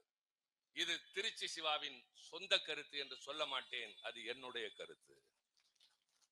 அது திமுகவின் கருத்து என்று சொன்னபோதுதான் ஒரு தலைவனின் மனநிலையை உணர்ந்து அங்கே பேசுகிற ஒரு தொண்டனாக சிப்பாயாக நான் இருக்கிறேன் என்று உவகை கொண்டேன். நீ யார் இதை பேசுவதற்கு என்று சொல்லவில்லை, மாறாக என் தம்பி சரியான ஏவுகணையாக செல்லுகிறான் என்று எங்களை ஊக்கி வளர்த்தவர் கலைஞர். ஏன் இதை சொல்கிறேன் என்றால், நீ பாரதிய ஜனதாவோடு சேரவில்லையா என்று கேட்கிற எதிர்கட்சி தலைவருக்கு பணிவோடு சொல்லுவேன், நாங்கள் சேர்ந்தோம், எங்களை இழந்து விட்டு அல்ல. நாங்கள் சேர்ந்தோம் எங்களுடைய கொள்கைகளுக்கு மாறாக அல்ல. நாங்கள் உடன் இருந்தோம், எதை செய்யக்கூடாது என்று சொல்லிவிட்டுத்தான் இருந்தோம். அந்த துணிச்சல் எங்களுக்கு இருந்தது. ஆனால் இன்றைக்கு திராவிடத்தை அழிப்பதற்கு வேலோடு வா முருகா என்று அழைப்பவர்கள் மாநாட்டிலே போய் கைகட்டி உட்கார்ந்திருக்கிறீர்களே, கொஞ்சம் யோசியுங்கள். உங்கள் கட்சியிலே அண்ணாவின் பெயரை வைத்திருக்கிறீர்களே, கட்சியினுடைய கொடியிலே அண்ணாவினுடைய படத்தை வைத்திருக்கிறீர்களே, நாங்களும் திராவிட கட்சி தான் என்று சொல்லுகிறீர்களே, போகிற வழியில் அந்த சோரொட்டியை பார்த்திருப்பீர்கள் அல்லவா? திராவிடத்தை அழிப்பதற்கு முருகா வேலோடு வா என்றால் அப்படியே திரும்பி வந்திருக்க வேண்டுமா வேண்டாமா? அதிமுகவின் முன்னாள் அமைச்சர்கள், போய் உட்கார்ந்திருந்தார்கள். அங்கே பெரியார் அண்ணாவை விமர்சித்து காணொளி காட்சி காட்டப்படுகிறது, உட்கார்ந்திருக்கிறார்கள். அதற்கு பின்னால் பல பேர் விமர்சித்ததற்கு பின்னால் எங்களுக்கும் அதற்கும் சம்பந்தம் இல்லை என்று சொல்கிறார். கொஞ்சம் யோசியுங்கள். அதைத்தான் நான் தொடக்கத்திலே சொன்னேன். திராவிடத்தை அழிப்பதற்கு என்ற சொல் தமிழ்நாட்டில் ஒலிக்கலாமா? அதை ஒலித்ததற்கு பின்னால் அவர்களோடு சென்று விட்டு நாங்கள் பதவிக்காக போகவில்லை, நாங்கள் கூட்டணியில ஏதேதோ பேசுகிறீர்களே, எங்களுக்கும் உங்களுக்கும் உள்ள வேறுபாடு இப்போது தெரிகிறதா? இப்படிப்பட்ட சூழலில் தான் அவர்களை மிரட்டி சேர்க்கிறார்கள். அமித்ஷா சொல்கிறார் எங்களுடைய தலைமையில் தான் கூட்டணி என்று, இவர் சொல்கிறார் எங்களுடைய தலைமையில் கூட்டணி என்று. இன்னும் அதுவே முடிவாகவில்லை. ஆனால் மக்களுக்கு நான் சொல்லுவேன், இந்த கூட்டணி தமிழ்நாட்டில் தலையெடுத்தால் அது தமிழர்களுக்கு எதிரான ஒன்று, தமிழ்நாட்டுக்கு விரோதமான ஒன்று. இன்றைக்கு முன்னேற்ற பாதையிலே செல்லுகின்ற தமிழகத்தை மீண்டும் பின்னுக்கு இழுத்து செல்கிற நிலைக்கு அது கொண்டு சென்று விடும். காரணம், இப்போதே ஒன்றிய அரசு பல வகையிலும் நம்மை வஞ்சிக்கிறது. தமிழ்நாடு அரசு கொண்டு வருகிற திட்டங்களுக்கு உதவி செய்ய மறுக்கிறது. நாம் ஒன்றும் கையேந்தவில்லை, பிச்சை பாத்திரம் வைத்திருக்கவில்லை, பறிவுடன் ஏதாவது தாருங்கள் என்று கேட்கவில்லை. ஒன்றிய அரசுக்கு நாம் வரி தருகிறோம், அந்த வரியிலிருந்து நமக்கு தர வேண்டிய பங்கை தா என்றுதான் கேட்கிறோம். ஆனால் மறுக்கிறார். வரி எங்கிருந்து வருகிறது? நீங்கள் தருவது. எதிரே இருக்கிறவர்கள் கேட்கலாம், வரியாவது எனக்கு அதற்கு சம்பந்தம் இல்லை, அது வருமான வரி செலுத்துகிறவன் தானே என்று ஆட்டோ ரிக்ஷா ஓட்டுகிற டிரைவர் சொல்லலாம், பரோட்டா மாஸ்டர் சொல்லலாம், டீ கடையில வேலை பார்க்கிறவர் சொல்லலாம், எதிரே இருக்கிற ஒரு சகோதரி சொல்லலாம், இந்த ஒலிபெருக்கி அமைக்கிற தோழர் நான் எல்லாம் வரி செலுத்துவதில்லை என்று. அவர்களுக்கெல்லாம் சொல்லுவேன், நீங்கள் வரி செலுத்துவதில்லையா? இந்த கூட்டம் முடித்து விட்டு போய் டீ சாப்பிடுங்கள். அந்த தேநீரில் இருக்கிற டீ தூள் வாங்குகிற போதே அதுல ஒரு ஜிஎஸ்டி வரும். அதுல போடுகிற சர்க்கரை இருக்கிறது அல்லவா, அதன் விலையோடு ஒரு ஜிஎஸ்டி வரும். அதை குடிக்கிறீர்கள் அல்லவா டம்ளர், அதை வாங்குகிற போதே அதற்கு ஒரு ஜிஎஸ்டி வரும்.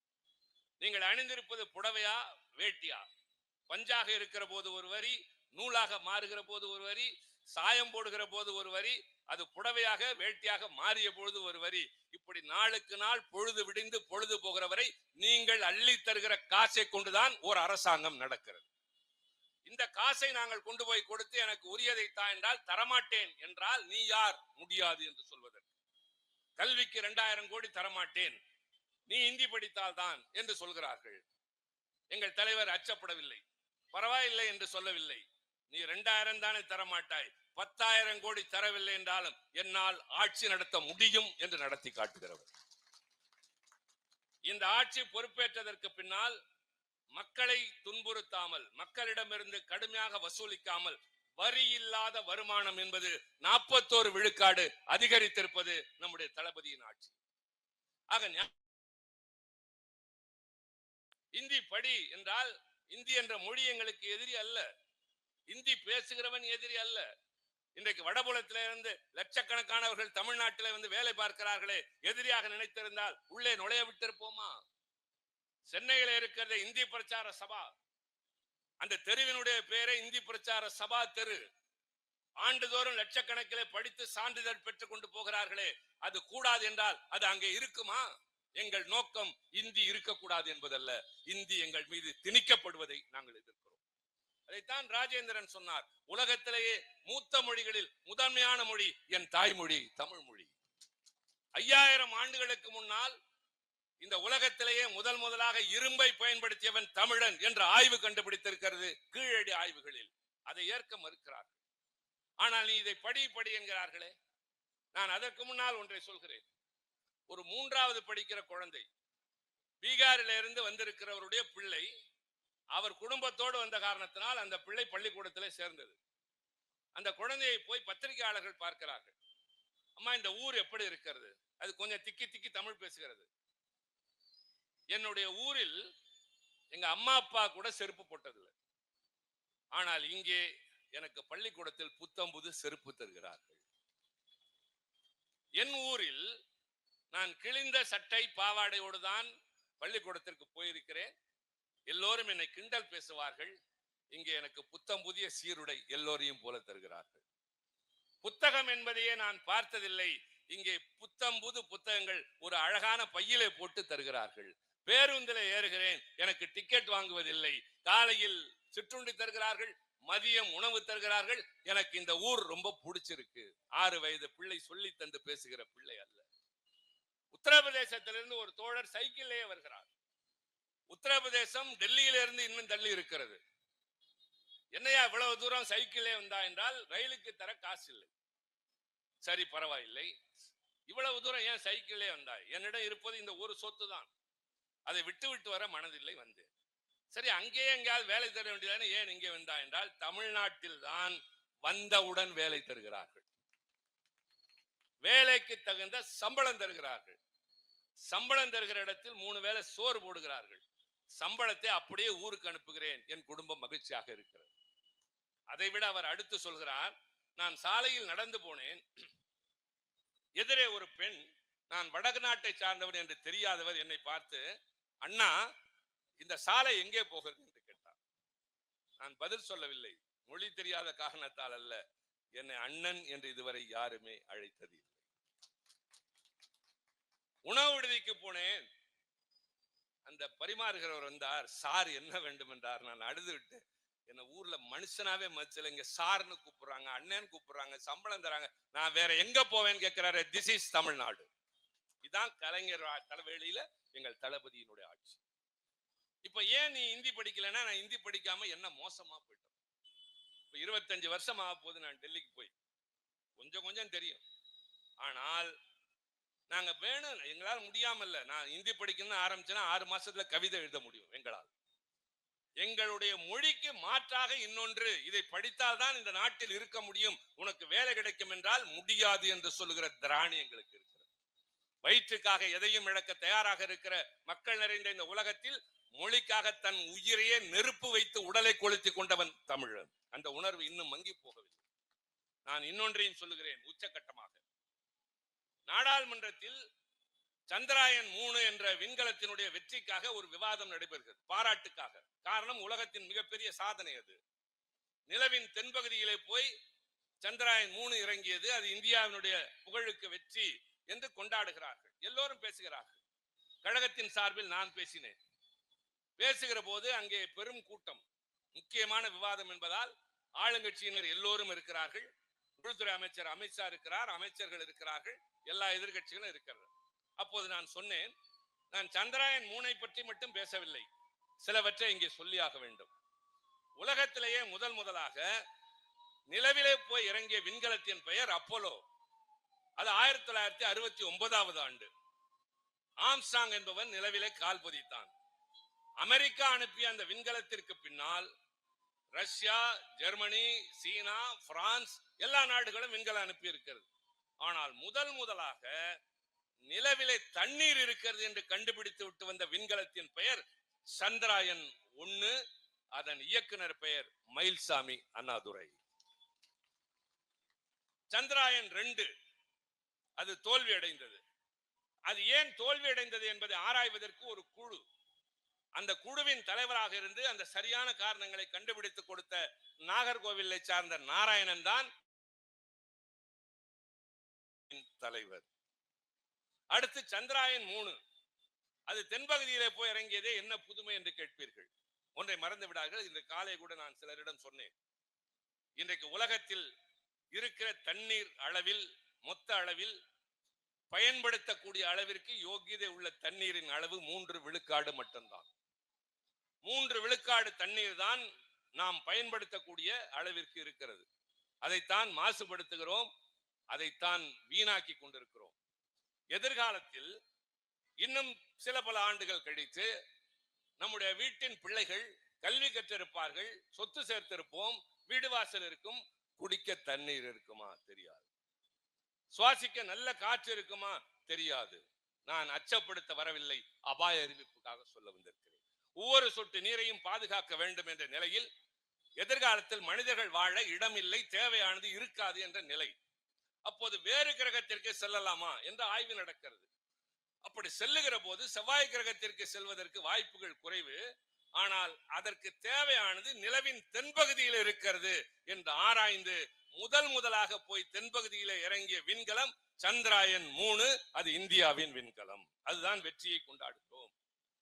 வெற்றிக்கு காரணமான அந்த விண்கலத்தின் இயக்குனர்கள் 2 பேர். ஒருவர் விழுப்புரத்தை சார்ந்த வீர முத்துவேல், இன்னொருவர் திருச்சியை சார்ந்த சங்கரன். அடுத்த ஆதித்யா 1, அது சூரியனை ஆய்வு செய்த போன விண்கலம். அது இப்போது செய்திகளை வெற்றிகரமாக அனுப்பி கொண்டிருக்கிறது. சூரியனுக்கு நெருங்க முடியாது, ஆனால் இது நெருங்கி செய்திகளை அனுப்புகிறது. அந்த விண்கலத்தின் இயக்குனரின் பெயர் சுல்தானா என்ற செங்கோட்டையை சார்ந்த இஸ்லாமிய பெண்மணி. அடுத்த அக்கினி 5, அக்கினி 1, அதுதான் டாக்டர் அப்துல் கலாம் கண்டுபிடிப்பு. 1000 கிலோமீட்டர் சென்று தாக்குகிற ஏவுகணை. இது அக்கினி 5, 5000 கிலோமீட்டர் சென்று தாக்கக்கூடியது. இன்றைக்கு இந்தியா பாகிஸ்தானை நாங்கள் விரட்டி அடித்தோம் என்று பேசுவதற்கு காரணம் அக்கினி 5 ஏவுகணை. அதன் வெற்றிக்கு காரணமான இயக்குனரின் பெயர் சங்கரி. இவ்வளவையும் நான் நாடாளுமன்றத்தில் பேசினேன், தாதகாப்பட்டியில அல்ல. பேசிவிட்டு சொன்னேன், நான் சொன்ன மயில்சாமி அண்ணாதுரை, நாராயணன், சங்கரன், வீரமுத்துவேல், சுல்தானா, சங்கரி இவ்வளவு பேரும் தமிழர்கள். இவர்கள் அத்தனை பேரும் அரசு பள்ளியிலே படித்தவர்கள். இவர்கள் எல்லோரும் தமிழ் வழி கல்வி படித்தவர்கள். அப்படியே நிறுத்திட்டு கவனம் இல்லாம இருக்கலாம் இல்லையா? அதனால மிஸ்டர் ஹோம் மினிஸ்டர், அவர் ஐயா அமித்ஷா, மிஸ்டர் ஹோம் மினிஸ்டர், இவர்கள் யாருக்கும் இந்தியும் தெரியாது, சமஸ்கிருதமும் தெரியாது. அவரே சிரித்துக் கொண்டார். ஒரு மாறான கருத்தை எவ்வளவு நளினமாக திமுக காரன் சொல்கிறான் பார் என்று அவர் சிரித்துக் கொண்டார். நான் இந்தியும் தெரியாமல் சமஸ்கிருதமும் தெரியாமல் இந்தியாவின் உலகத்தில் உச்சியிலே கொண்டு போய் நிறுத்தி இருக்கிறவன் தமிழன் என்ற பெருமை. எதிரே இருக்கிற உங்களிடம் கேட்கிறேன், இஸ்ரேல் ஏன் காசாவை தாக்குகிறது? தெரியாது. உக்ரைன் ரஷ்யா போர் ஏன் மூண்டது? தெரியாது. ஈரானிடம் திடீரென்று ஏன் அமெரிக்காவின் ட்ரம்ப் ஒரு சாதகமான நிலைக்கு போகிறார்? தெரியாது. சொல்லவே வேண்டாம். இந்த செல்லிட பேசி எடுத்து கூகுளை கேளுங்கள். Why Trump is going for a compromise with Iran? அது சொல்லும். ஏன் இஸ்ரேல் காசாவை தாக்கியது? சொல்லும். எப்படி எதிர்கொள்கிறார்கள்? சொல்லும். இப்படி உலகின் எந்த தகவல்களையும் உங்கள் கையிலே இருக்கிற செல்லிட பேசியிலே தருகின்ற அந்த கூகுள் என்ற நிறுவனத்தின் தலைவன் தமிழ்நாட்டில் பிறந்த தம்பி சுந்தர் பிச்சை. அவரும் தமிழ் மீடியம், அவரும் இந்தி பிடித்ததில்லை. உலகத்தை ஆட்டி படைக்கிறவன் தமிழன். உலகின் 8 நாடுகளில் ஆட்சி மொழி என் தாய்மொழி தமிழ் மொழி. உங்கள் இந்தி மொழி இந்தியாவை தாண்டி ஒரு பகுதிக்கும் செல்ல முடியாது. பாகிஸ்தானில் உருது, பக்கத்தில் இருக்க போனால் சிங்களம், இந்த பக்கத்தில் போனால் வேறு ஒரு மொழி. அங்கே வங்காளத்தில் அந்த உருதுவை திணித்த காரணத்தால் தான் நாடே பிரிந்தது. இந்தி படி என்கிறாயே, என்ன சாதித்தா என்று கேட்பதை விட அதை படிக்காமல் நாங்கள் என்ன பின்தங்கினோம்? உலகின் பல நாடுகளில் உச்சமான பொறுப்பிலே தமிழன் இருக்கிறான். அமெரிக்காவின் பொருளாதாரம் எங்களால் தீர்மானிக்கப்படுகிறது. பல நாடுகளின் ஆட்சியாளர்களாக தமிழர்கள் இருக்கிறார்கள் என்றால் அது அண்ணா கொண்டு வந்தது. இந்த நாட்டிலே இனி இந்திக்கு இடமில்லை, தமிழும் ஆங்கிலமும் இருக்கும் என்று சட்டப்பேரவையில் அண்ணா நிறைவேற்றிய அந்த தீர்மானம், அதுல உறுதியாக நின்ற கலைஞர், அதை விட இன்னும் மேலும் உறுதியாக பற்றி செல்கிற எங்கள் தளபதி அண்ணன் ஸ்டாலின். இங்கு வந்திருக்கிறவர்களை பார்த்து சொல்வேன், ஏதோ திமுக பேசுகிறது என்றால் ஏதேதோ அவசரமாக செய்கிறார்கள், அடித்தளம் இல்லாமல் செய்கிறார்கள். எல்லாவற்றிற்கும் வரலாறு உண்டு, காரணம் உண்டு, நியாயம் உண்டு. இந்த இயக்கம் கருப்பு சிவப்பு கொடி இல்லாமல் போயிருக்குமேனால் தமிழ் மொழி என்றைக்கோ பாழ்பட்டு போயிருக்கும். தமிழர்களின் வாழ்வு உயராமலே வஞ்சக எண்ணத்தோடு அவர்களை போன்றவர்கள் இங்கே வந்து இந்த மண்ணை வேறு மாதிரி ஆக்கி இருப்பார். மீண்டும் அந்த நிலை வரக்கூடாது என்பதற்காகத்தான் இந்த ஆட்சி தொடர வேண்டும் என்கிறோமே தவிர இவர் முதலமைச்சராக இருக்க வேண்டும் என்பதால் அது உங்களுக்காக. இப்போது நான் இங்கே வந்திருக்கிறவர்களுக்கு சொல்வேன், இவ்வளவு நேரம் பேசுறேன், இப்ப சொல்றேன் தப்பு இல்ல, 1 மணி நேரம் 5 நிமிஷம் பேசியிருக்கேன். அவ்வளவு நேரமா பாத்துறாதீங்க, கிடையாது. இவ்வளவு நேரம் பேசினேனே, யாரையாவது தரக்குறைவாக பேசினேன்? வார்த்தைகளை கேவலமா, ஏன் தெரியுமா? நான் அண்ணா அறிவாலயத்திலிருந்து வருகிறேன். நான் திருச்சி சிவா அல்ல, திராவிட முன்னேற்ற கழகத்தின் பிரதிநிதி. நாடாளுமன்றத்தில் எங்கள் தலைவன் தளபதியினுடைய நான் தூதுவன், அங்கே நின்று முழங்குகிறேன். வந்து பேசுவது மக்களிடம் கருத்து மாற்றத்தை ஏற்படுத்துவதற்காக. மனதிலே தெளிவை ஏற்படுத்தி தேர்தலிலே வாக்குச்சாவடிக்கு செல்லுகிற போது குழப்பம் இல்லாமல் வாக்களிக்க. மற்ற கட்சியினர் வந்து பேசுவார்கள், அதையும் கேளுங்கள். அதிமுக பேசும் கேளுங்கள், பாரதிய ஜனதா பேசும் கேளுங்கள், நாங்கள் சொல்வதையும் கேளுங்கள். யார் சொல்வது சரி நீங்களே முடிவெடுங்கள். நீங்கள் தான் இந்த நாட்டின் நீதிபதி. வீடு திரும்பியதற்கு பின்னால், உறங்குவதற்கு முன்னால், உறக்கம் உங்கள் இமைகளை தழுவதற்கு முன்னால், திருச்சி சிவாவை 6 மாத காலத்திற்குள்ளாக ராஜேந்திரன் அழைத்து வந்தாரே, இவ்வளவு பேசினாரே என்று எண்ணிவிட்டு உறங்க செல்வீர்களே. நாங்கள் சொன்ன கருத்துக்கள் சரி என்றால் திரண்டு வாருங்கள், எங்களுக்கு பின்னால் இந்த நாடு வாழும். உங்கள் பிரச்சனைகளுக்கு நீங்கள் போராட வேண்டாம், நாங்கள் போராடுகிறோம். நாட்டு மக்கள் நடுத்தெருவுக்கு வரக்கூடாது என்று தன் குடும்பத்தை நடுத்தெருவிலே நிறுத்திவிட்டு உழைக்கிறவன் கையில் கருப்பு சிவப்பு கொடி இருக்கும். தளபதி இருக்கிறார், நாங்கள் இருக்கிறோம். இதோ உழைப்பாளி என் தம்பி ராஜேந்திரன் உங்களுக்காக இருக்கிறார். எங்கள் கழக நிர்வாகிகள் இருக்கிறார்கள். எதிர்காலம் வளமானது. அதற்கு உறுதுணையாக இந்த இயக்கத்திற்கும் இந்த தலைவனுக்கும் ஆதரவு தாருங்கள். வருங்காலம் ஒளிமயமானது. நன்றி, வணக்கம்.